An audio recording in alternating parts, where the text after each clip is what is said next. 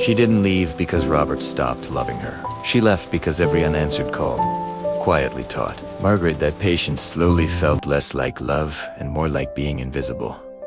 Robert and Margaret met when life still felt full of time. They were young enough to believe that love, once chosen, would carry itself forward. They built a life slowly shared routines, familiar habits, and promises that felt unbreakable. In the early years, everything came easily. Robert noticed the way Margaret smiled when he entered the room. He answered her calls without hesitation, not out of obligation, but because hearing her voice mattered. Being present didn't require effort back then. Love felt steady, certain, secure.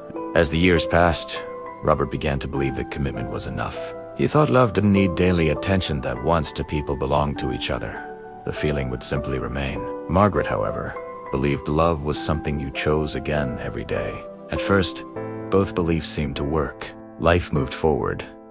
Responsibilities grew. Silence slipped in quietly. Margaret noticed the change before Robert ever did. Calls became shorter. Replies came later.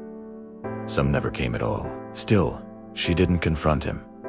She didn't complain. She told herself patience was love. Understanding was love. She cooked dinner at the same time, set the table carefully, and placed her phone nearby. She called Robert, hoping to hear his voice.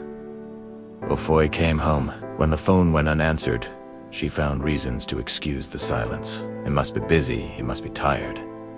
Tomorrow will be different. Robert saw the missed calls.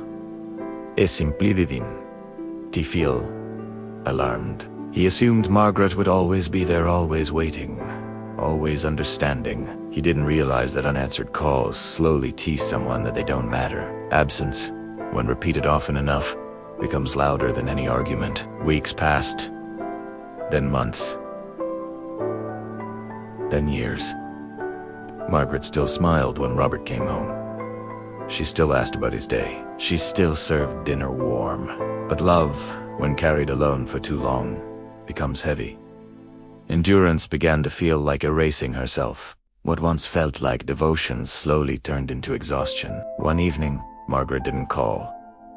Not because she was angry, not because she wanted to punish him. She was simply tired of waiting, tired of hoping, tired of explaining silence to herself. That night, she packed her clothes quietly, folding each piece with care. Every item carried memories of days she once believed would last forever. Before leaving, she wrote a short note. It wasn't emotional. It was honest. She told Robert he was free from calls, from waiting, from responsibility, free to live exactly as he already had been living. Then she closed the door gently, without looking back. When Robert came home, the house felt unfamiliar. Too quiet, too empty. At first, a strange sense of relief washed over him. No expectations, no unanswered calls, no one waiting. Freedom felt lighter than responsibility. But as days passed, the silence began to change. The house felt colder. Meals felt harder. Time moved slower. One night, Robert sat alone and opened his phone. Margaret's name filled the screen mist. Calls he ignored, calls he delayed, calls he assumed would always return. Regret didn't arrive loudly.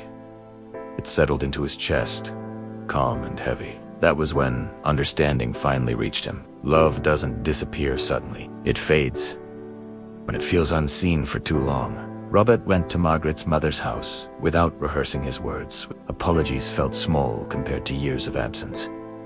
Margaret listened, quietly guarded, tired. She didn't interrupt. Some wounds don't need explanations. They need time. She chose distance, not to punish him, but to heal. Robert understood then that love doesn't resume where it paused. It must be rebuilt slowly, with patience, presence, and consistency. This time, waiting became his responsibility. He answered every call. Even the quiet ones, even the uncomfortable ones. He learned that love doesn't demand perfection, only attention. And when the phone rang again, Robert answered not out of fear of losing Margaret, but because he finally understood what answering truly means.